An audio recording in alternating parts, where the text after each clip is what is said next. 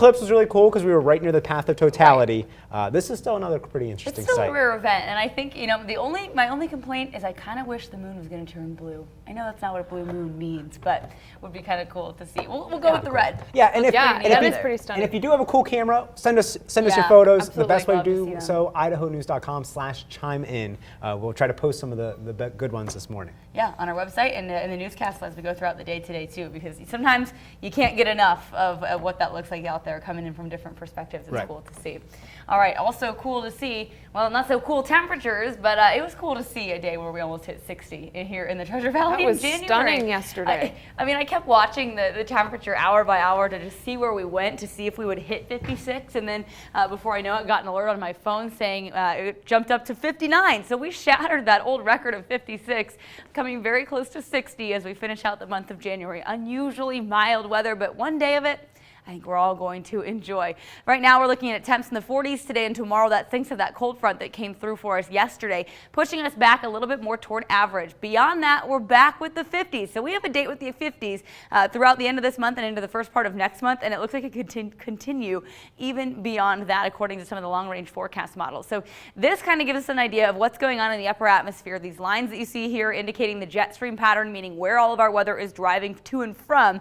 So this is what's coming our way as we continue through the weekend and into early next week. Obviously beyond a week it's a little bit hard to tell, but long range forecasts say nothing's really changing. Ridge of high pressure building in. Sometimes when you get these ridges, it brings in that cold northerly flow from Canada or out of the northwest.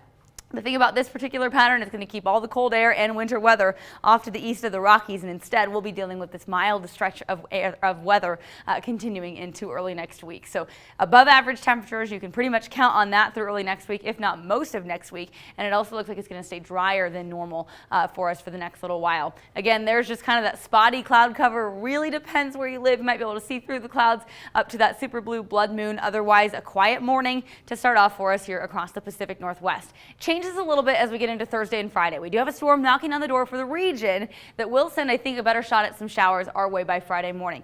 Maybe a brief little window of a rain-snow mix tomorrow morning, but I think it mostly hugs to the high terrain. Best chance for us looks to be Friday. Maybe something trying to come into play and get formulated out there for early next week, but right now just counting on the possibility of some rain showers as we get into Friday morning.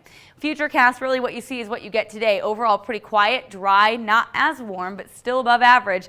Over the next few days, I think because there's enough instability out there, we're going to keep that potential for snow showers kind of in a scattered fashion in the mountains today, tomorrow, through the weekend, and into early next week. So there's at least a slight chance of some snow flurries or showers out there just about each day in the extended forecast. There comes that next system. Again, tomorrow morning doesn't look to be a major issue. Maybe seeing a few flakes here and there across southern Idaho.